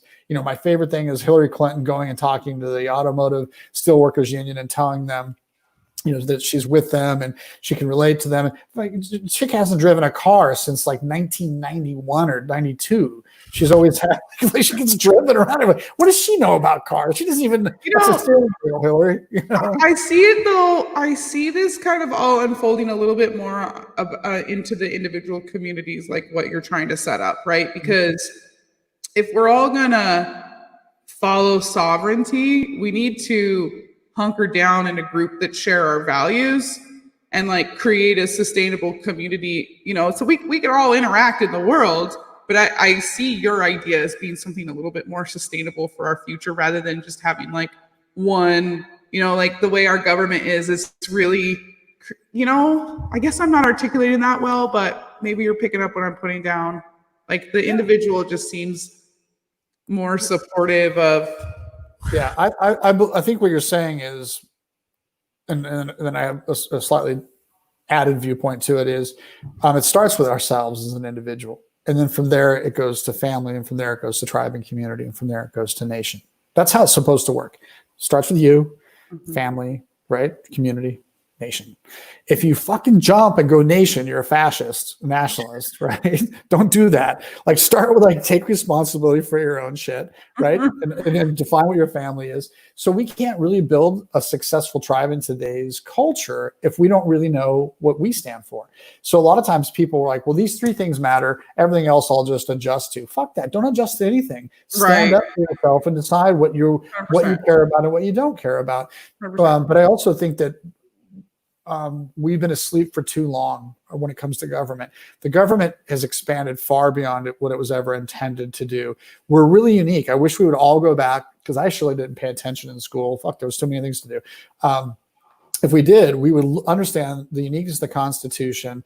50 states 50 states is a big deal. Each one of these states is as big as most countries, right? So, or as many of those other countries. So you have 50 countries agreeing geographically in a confined area to behave in a republic or in a federal or as a single kind of entity. But their uniqueness was important because you could have a super liberal, progressive state. You could also have a completely conservative, backward state. By backwards, I just mean like holding on to older values. I don't mean back asswards. I wasn't being derogative. But what you rely on the federal for is you rely on federal for basically protecting those borders and providing some basic things that happen within the republic. We've given away so much. We've allowed that republic to become so wealthy that it doles out back to the states. And then buys the states back. And so the states aren't really states. The states are just additional tax collection revenue centers. And then we all kind of like move money around and we're just getting rat fucked in the entire thing. But the whole idea of it was that we were that government was there to protect our freedoms, not our health. It's there to defend our borders, but it's not there to tell me how much I can eat, when to eat, what to eat. Like in the same time, I shouldn't finance everyone's bad fucking decisions. Like you want to fix homelessness? Honestly, you can do it from a place of compassion, but it's simply this. Hey, this doesn't work. You can't poop on the sidewalk because it's tons of diseases and it doesn't make sense. And by the way, it makes us all super uncomfortable. So either, go create your own homeless community or we'll get you some help. And here's how the help works. And I know there's addiction, there's mental issues, all these things but we can put resources there and we can thin that way down so it's not a big problem, that it becomes a much more small or lighter problem. It's not a burden because most of these people, again, with proper help, have the potential to do something more meaningful. Absolutely. Absolutely. So, our attitude towards mental disease is disgusting. We'll help you stay fat, but we won't deal with the underlying issues of why you're fat. And we're fat because we don't like ourselves or because we're hurt. We insulate. We get fat because we don't want people to hurt us again or because we don't want people to see the damage that's inside of us. That's it. And a discussion. You got something else you want to tell me about? I got super weird thyroid. Oh, fuck off, man. Like, again, it goes back to the end of the day. Every time I put something in my mouth and I chew it up and swallow it, I am responsible enough for myself to be like, yep, I'm eating this candy right now. I'm chewing it up and swallowing it. It's my decision. Yep. So I'd love for us to come together with people and say, okay, can we reduce? Because you get me in government, you give me California, I'm going to fuck it up. I'm going to cut so many stupid spending programs. The fact that some lifeguards are making $330,000 a year. Are you kidding? Yeah. The health director for LA County, the health director, she's making like $400 and something thousand. Fired. I mean, I would look like Donald Trump Jr.-esque or little mini-me or something because I'd just be like, yeah, you're fired. I mean, stop all the ridiculous spending. Focus on the programs that help society to stabilize and to grow and to change. But it's always about freedom. I don't like, there was Ronald Reagan said, if it moves, tax it. If it keeps moving, tax it some more. If it stops moving, subsidize it. Something along those lines. But it was like, we just got to stop. We don't need the government. We need us to stand up and be responsible. And when we live in this big homogenous 330 million, we all think we can be dickheads. That's my favorite thing about Facebook is y'all fucks who send me stuff. I know where you live. I can find you. I can knock on your door and ask you if you really wanted to have that conversation that way, because I don't mind punching somebody right square in the fucking kisser. So I love when somebody comes on and attacks me and stuff. I'm just like, listen, I didn't go out of my way to attack you, but I'm not going to sit here and let you poop on me. So that's my one warning to Facebook world, social media and everything else is, hey, I get that you're courageous behind a keyboard. Everything that I say behind a keyboard is the same shit I'll say to your face. So I got no problems about it because I genuinely will hug somebody, but I'll also stab them just as fast. Like there is evil in the world. There's people who are all fucked up and they don't know how to be good. So that's called evil, right? Evil is when a bunch of people get scared and they start collecting together and they start doing scary shit like, we're scared of black people, so we're going to hang them. Right? We're scared of black people because they might be better athletes or whatever the fuck it was. I don't give a shit. That was nasty. And then what just happened in the last 60 days is people got afraid that people were boogeymen and boogie women running around asymptomatic, killing people with the disease. It's like, first of all, we still don't know enough about the disease to know where it came from, but we know enough about its transmission to know that everybody said in the beginning, the R-naught's 2.5. Guess what the R-naught is? 2.5. It was never this like weird infectious disease that was just wafting through the air. They knew that the only time it was aerosolized is when you flush your toilet Think about this. And when you push that out in the ocean, so we take our sewage and we shove it out to the ocean, we sanitize it, but that sanitization did not kill the SARS-CoV-2 virus. That's why they shut down the beaches. And why they say to you when you hear like the Ventura health director say, well, we're the first track and trace, and we're going to go to every home, and if there's 3 or 4 roommates and only 1 bathroom, we're going to have to move you out. Why the fuck did he say that?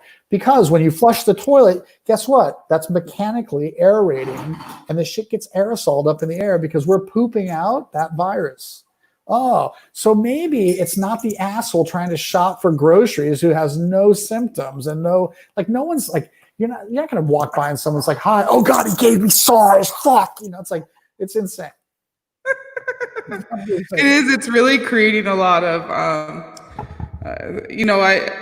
heard a report the other day. It was a story the other day about a child who was like 8 or 9, and he stopped eating because he was afraid there were viruses on his food, and he started starving himself, and he had to go get medical help because mentally he was so scared that there were viruses on his food.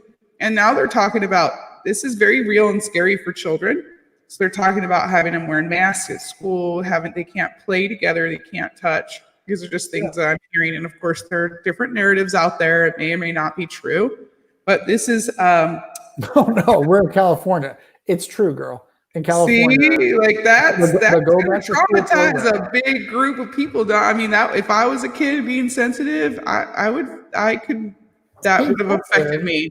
You're a kid. The idea is like, put a mask on because you're poisonous. You can hurt people. That's what you're telling them. And then tell them Johnny might be poisonous, so don't get too close to Johnny or Jill or Jan or Mike or Bob. It comes to a point where now we're creating isolation. We're separate. When we make humans separate from each other, they get sick. Mm-hmm. They make bad decisions. Mm-hmm. Addiction comes because people feel isolated or separate from their families. They don't feel like I'm the black sheep of the family, right? Drug addicts all the time will talk about not feeling that they belong in their family, that they fit in society or whatever else it is. They feel isolated or alienated. So now we're going to go produce that. Like, I'm not doing that shit. I'm not playing that game. I'm not going to goof around because that has an impact that lasts forever. And we don't have to play that game. We can do life any way we want to. And so if some people are super afraid and shit, like I've got friends who are older and they're like, well, I'm at the at-risk group. Well, then fuck all. Let's get some resources to you. But meanwhile, don't tell me that I have to go bankrupt and stay bankrupt and hide. I don't have to shelter in place. It's not a fucking bomb. Okay? It's not like an earthquake. I don't have to get under. The first time in history they've ever quarantined healthy people. First time ever. And it's the last time. And again, I think that people have to make a decision.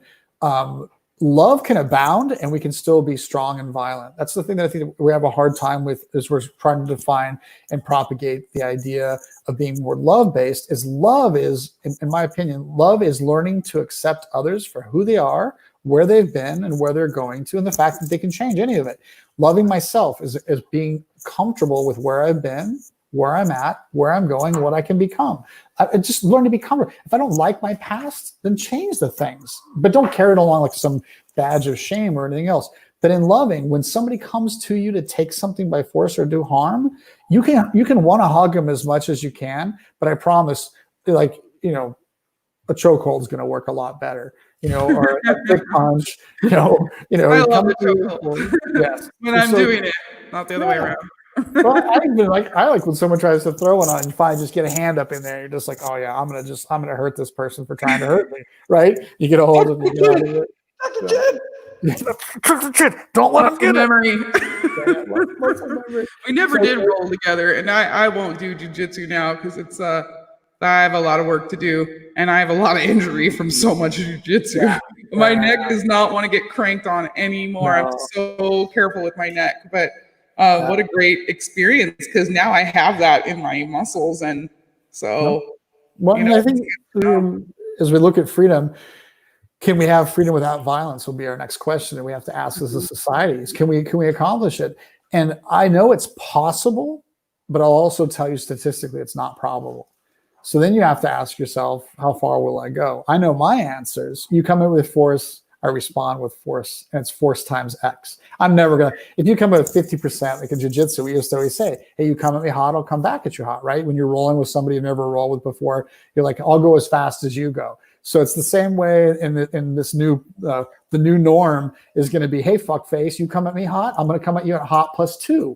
And if if you meet that +2, I'm going to hit you times 10, because it's a force multiplier. So hopefully we can get through this without having to be violent or forceful.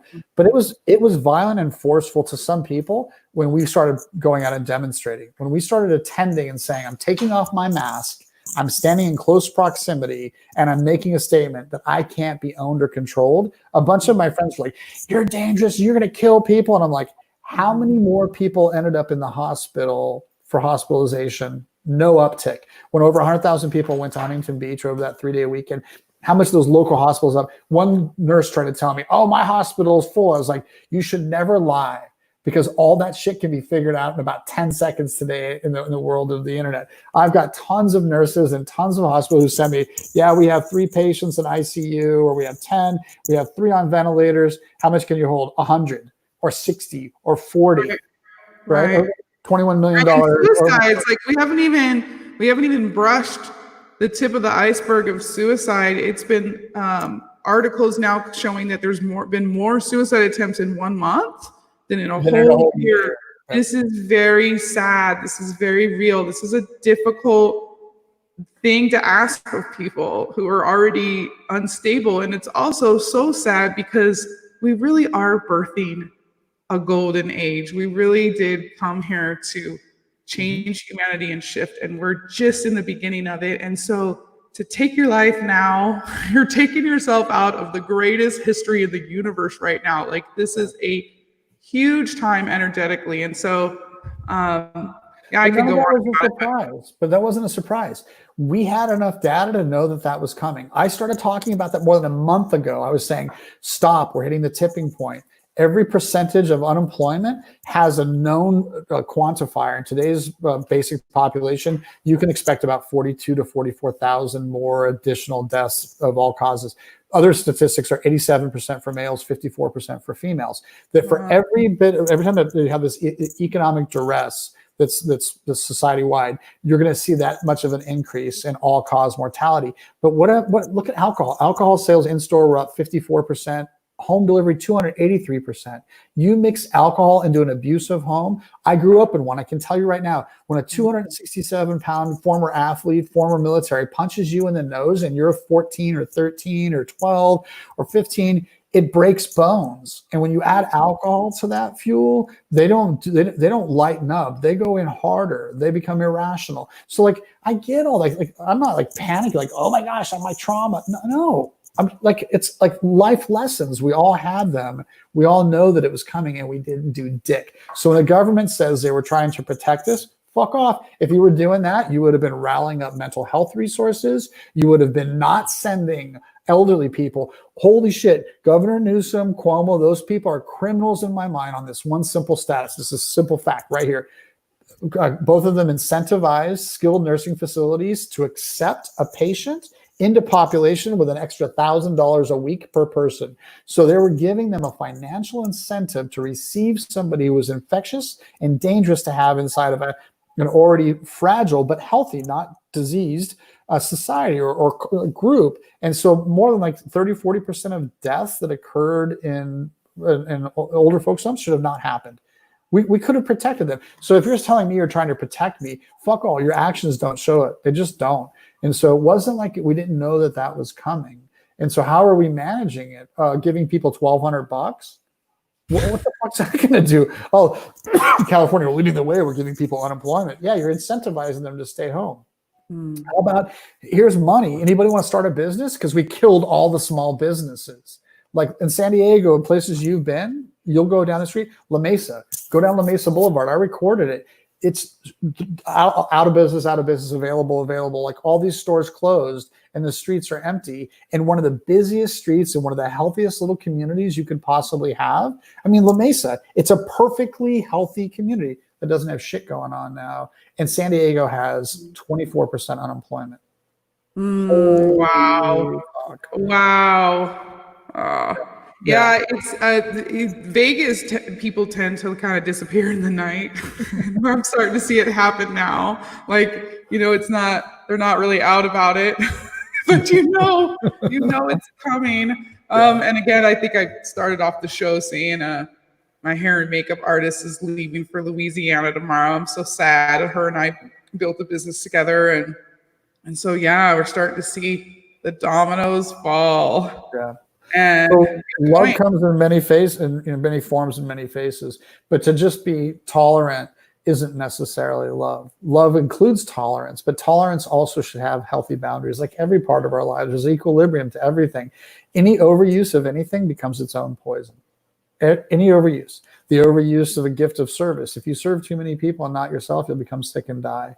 If you don't eat, you'll die. If you're too busy feeding other people, the oxygen mask drops. If you don't put it on you, you're out while trying to, you're helping other people, and then you're knocked out and you forget it. Now you're dying. So it's really similar. I think that tolerance is beautiful, and I want to be compassionate. I want to be empathetic to those who are fearful, and I want them to know that they can count on me to come do some things for them. Out of just kindness. I don't have to be instructed, but don't tell me to strap a wet Petri dish to my face and act like I'm doing good in the world. It's fucking nuts. So it's not like this is like an unknown. No, this is known. First of all, it's crystal clear that it doesn't stop infectious diseases. There's tons of studies that already showed that. We already knew that. And then sticking a cloth mask, fart in your jeans and tell me if you can't smell it. You can smell it. I mean, shit's going to move through that, but now it's wet from my breath, and it has all the bacteria that I'm supposed to be getting rid of is now sticking in the mask. Now it's also, because I'm breathing in through it, I'm sucking airborne particulates. Then I'm touching shit. I'm touching my mask. I'm touching the food, touching my mask. Oh yeah, whatever. No, put your mask on. Fuck, whatever. Get in the car, put it in the bag, put it back on my face. And now it's on my hands. It's on the mask. We didn't teach anybody shit about how to use a mask properly. We're all save the N95s. Fuck, make a bunch of N95s if they're so good. Wow. Yeah, I have a problem with it. We talk about medical. I do say that the medical industry did help me with things too. I'm not a total hater because I've just structurally with my face, always had a hard time breathing. My nose would collapse in when I would breathe. I had huge tonsils. They're blocking an airway. And now I still don't breathe normal, like a normal person, but because I had those surgeries, it's improved. I don't have the sleep apnea anymore. But if I put a mask on, I can't get enough air. I would be panicked in a minute. I would probably, if you hooked me up to an oxygen machine, would be pretty low on oxygen, right? Because already as it is, right. So it freaks me out, I get a little anxious thinking maybe I might not shop at Costco anymore because if they're going to make me wear a mask, I would be like, if hiding in our houses and wearing masks work, I would do it out of just care and genuine. I traveled internationally late in the game. I didn't get back in until March 21st. I flew for 26 hours. I went through 4 international airports. Not one on March 21st. Not one person asked me, where have you been? Have you been in contact with sick people? Are you feeling okay? Do you have any symptoms? Not one person asked. Late March, really? March 21st, I flew from Costa Rica. So I had Costa Rica, Houston, LAX, and San Diego. Nobody ever asked me a single question. Not one single person, right? None, and more none. So I got home. I stayed quarantined because I touched Kim. It was around her. We stayed quarantined for 14 days just to make sure because we're still learning. I was still very skeptical, but I'm not going to be dangerous. Right. We did the same thing. We were respectful of it at first. A couple weeks isn't going to throw anybody off their, we're not on high horses right off the bat. Not that we're on high horses to begin with, but right. No, I love people. I want to put an end to unnecessary death. I don't want to be additive to it. But again, at some point, we have to have that freedom to have really intellectual discourse.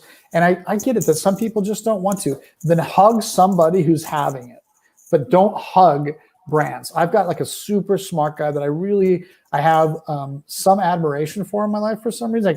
I think he's a decent guy and a good thinker. He's definitely always been farther left on the political spectrum than I've ever been. And he was just arguing with me about why do you think you know anything or know it all when we can rely on WHO and the UN and CDC? And I'm like, are you fucking kidding me? Like, look at what they've said and what they've done. Like, and then why would I not look at literature? Because somehow only academics can read literature? Like, you're shitting me, right? If we all read more, if we all learned more, our behavior would match our knowledge. Hopefully, it would match our knowledge. And so, part of the Freedom Network is, be more free to love without condition. That's just a true story. Stop having conditions on how I show up in the world the way that I show up because of me. I love other people, not because of what they did for me. I love people because how I feel about having been loved and how good it feels. And I can give that freely. It costs me nothing to give that away. But if I put conditions on it, then it can hurt. Like I once tried to hug a lady at a store at a restaurant. I was just looking, I could just feel her pain. And she was by herself eating. And so I walked over, she's getting ready to leave. And I said, hi. I said, I know she's sitting there. I said, can I give you a hug? And she goes, no, I don't know you. She was totally miffed. And I was like, oh, and I was a little bit for a second. I was like, kind of publicly humiliated. And then I was like, what am I public humiliated for? Nobody even knew that I got up to go offer it to her. And this was years ago. And I don't, whatever moved me, it's just being a human. Fuck off. So I still feel good about the story because the story is I had the sensitivity to say that person's in need. Maybe I could have just said to her, hey, like, I really like your purse. Or I could have said, hey, like, my name's Theo, what's your name? Maybe she still would have been the same closed off person. But love without condition, right? And take responsibility for your actions. Stop fucking up everything around you because you have some right. People are like, you're so worried about your civil liberties, and you don't have a right to not wear a mask and make people sick. Meanwhile, they're buying every plastic thing under the planet and fucking shoving that into landfills. Really? You don't have that right. You might think you do, but at some point, you're going to be responsible for having contributed to the destruction of the planet. So it's called biospherical destruction. Don't talk to me about global warming or global cooling. Fucking talk to me about I can't drink the water, I can't plant in the soil anymore, and I can't breathe the air. That's shit that we can see. We don't have to have a PhD in it. We don't have to have a political party agreement on it. We just look at it and go, yeah, that's bad. Right? So less that. If you want to be free, love unconditionally, live, have that responsibility for yourself and go out and do something big in the world. Fuck playing small, man. If you want to play small, play small. I'm not judging you, but don't play small because you think that that's somehow better for the planet. I mean, go do things. I mean, like, you can like, I love it, Theo. But it's fucking awesome. It's a really good way to wrap it up. I mean, we went way over time. I'm looking down now like, oh, wow. I'm just into this. And it's almost 11. So I want to end it on the love note, right? Because that's you. I really had to have you on here because of your compassion and your dedication and commitment, right? It's all through love. That's why you do what you do.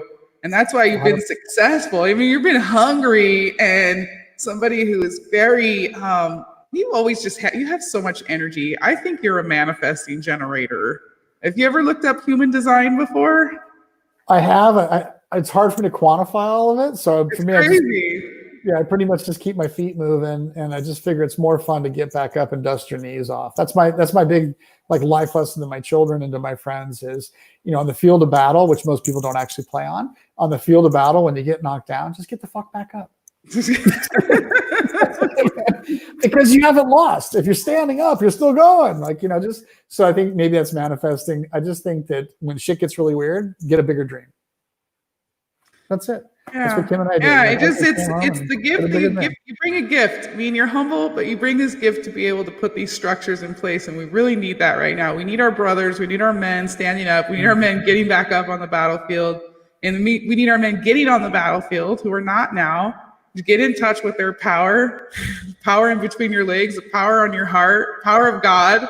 You guys have it. You have this ability to come and change the structures. Yeah. And I'm holding space for you, brother, and I can't wait to have you on again. Will you please let your hair out one more time before we say goodbye? I will. Sorry. Now that your cameras... only because I'm going to cut it off eventually, I think, just because there's so much of this stuff. There's a ton of it there, so hold on, let's see if we can get to It's really amazing. That's awesome, right? So plants. Long. I know, 3 years, plants. Wow. Right? Oh, you got more protein for your hair. Really, I'm on a low protein diet. Been on a low protein diet for fucking 5-6 years. Jesus, tits are enough already, man. It's like for people who get so worried about it. If I lose hair again this time around, I'm going to call you because I did the first time I did vegan, but sure, yeah. I wasn't a No, healthy vegan, so yeah, let's not even. I like acting like a vegan bastard, but at the end of the day, I'm a human being who genuinely, honestly, wants to speak candidly about important facts, and I really don't. I don't feel like we have. I feel a sense of urgency. I don't feel like we have the time to be super genteel and overly tolerant. At some point, we have to say, "Listen, you're either part of the solution or not." Which doesn't mean you're part of the problem. You can be a fucking spectator. I don't give a shit. Like cheer, yeah, because it makes me feel good. But let's go get something done. Or because my choices were this: get involved in politics in California, go to Boise, Idaho, and build something. Leave the country and watch Rome burn. Don't think that fucking idea is not still in my head. Like I'm still thinking about that. Like watch this fucking thing burn to the ground, man. 330 million people. What do? I don't know. I made preparations. Fuck off, you know. I love it. A little Shangri-La somewhere in the jungle. I love it. I love it. No, don't think that conversation hasn't happened in this house before. But you know, God puts us where we're supposed to be, and I just happen to be in the middle of Vegas for a reason, right? Not because I'm cool and popular and part of the crowd here, but because I have a big light to shine on this town, and so do you for the whole world. And I just thank you so much for your time, for being such a beautiful human being. I love you so much. I love you so much. I'm so glad that you came into our lives. It was no accident. And someday we'll tell that story again for the public to hear, because it really all by itself is the most amazing story of like how like just get up and do something. Even if you're misguided, it'll be so much fun because you'll make friends that you'll want to keep for the rest of your life. And so it's mine and Kim's hope and prayer that we'll always be buds, that we'll always get to be able to lift each other up and support each other in all that we do. But yes, thank you for introducing me to veganism, and I apologize that I rejected it. And that's why I just say to everybody, fuck off. Everybody should be a vegan, but if you don't want to be, fucking don't be. If you want to eat elbows, assholes, and earlobes, knock yourself out. But this cat's not gonna do that. And I do that really genuinely for the planet. I mean, I used to have a barbecue company. I would love to, be back in that sort of, radicalness. But instead, I'd rather be sensible and really just simply say, I'm going to stand for my brothers and sisters out of a place of love, is I'm going to choose not to participate in some things, because I really do want this to be a planet that our children, our children's children, and our children's children's children can inhabit, that we can show that we became good stewards, and that we can actually add to it instead of subtract from it. I want to add to the planet. I don't want to subtract from it. So yeah, absolutely. That's my greatest act of love and freedom simultaneously. So I do believe in love. I do believe that love wins, but I think that sometimes you got to punch someone in the dick in order for love to abound. So if somebody needs to be punched in the dick, just give me a call. I'll come over, kick them in the sticks, and we'll get it going on, There you go. I still think you should maybe find that page, Vegan Dickhead, and just take that one too, just in case, this one falls into the bastard category today, but this one falls into the dickhead category. Yeah. I should hire you as my brand developer. And there you go. I should get Vegan Dickhead and just run around and do it. There's a guy, if you're not watching him, named Anomaly. And I love this kid. I'm afraid to contact him because I'm like, he's at that right age. He might be one of my kids, that I didn't know about or something. Because I think he's old enough to be. But it's funny. I feel like I love where his mind goes. He's like long hair. He's just like, I don't know, man. I'm just looking at this and it doesn't make sense. But he's like right on the money, like as a free thinker. I'm like, that kid's just, I love that that's what's going on in his brain. But it's an anomaly. And I feel like he could really, he'll grow into the consciousness movement of love. And love does work, you guys. I really do believe that hate and fear is dangerous, and that when we see sameness in each other, we can be good to each other. When we see difference, we can be monsters. So I don't really want to see differences in politics. I want to see where our sameness is and what we care about socially. So fuck politics, because that's difference. Sameness is who are we socially. So as we go forward. Yes, thank you. Very good. Deep breath. Bless you, Theo. Bless you, Elle, for being amazing. Keep being a bright light. And I love the fact that you've always basically told people, I'm not going to conform. So stop. Don't ever worry about conforming. Fuck everyone. I mean, don't fuck them all. I mean, like, just tell them to fuck off. I went through that stage once. I'm over it now. Yeah, nice. Good job. I started loving myself more. A lot more. Yeah, you need to. Good for you. I love you so much. Thank you again. I definitely want to have you back on again, and I'm going to be keeping you in touch with. I'm going to get onto that Vita protocol today and start making my plan for the summer. Yeah. And someday I'll get veganbastard.com. I have it. I'll get it up and do something with it, or theohanson.com. Or Yeah, something. we'll be in touch. I Yeah. want to, be a platform for you as well. Love what you're doing in Idaho. I'd love to find out if there's a way Sal and I can plug into that. Yep. Yes. And yeah, I just get excited about everything you're doing. You really have a great way of transferring that enthusiasm. Yay. I love it. All right. Well, I'm going to go hang out with my in-laws because my in-laws live here. So Oh, have fun. son's mother and father-in-law. So there's a birthday and some other things we're going to go celebrate with them. Awesome, Theo. Thank you so much. You have a great day. All right. Beautiful. Love you. Love you too. Bye. Okay. All right. Bye. All right, guys. I muted myself.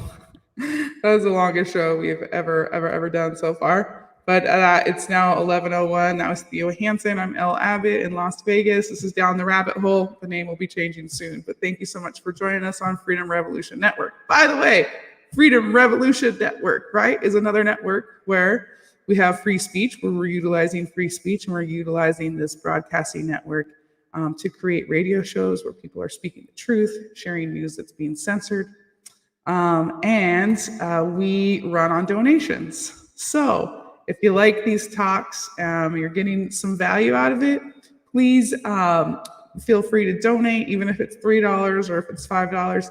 It helps them pay for all the equipment that we use to broadcast. So thank you so much for your support with Freedom Revolution Network. I will see you guys on Friday. I'll be interviewing Bob Shannon, who is a local businessman here in town who teaches business owners how to create integral systems or systems of integrity within their business. So check it out on Friday.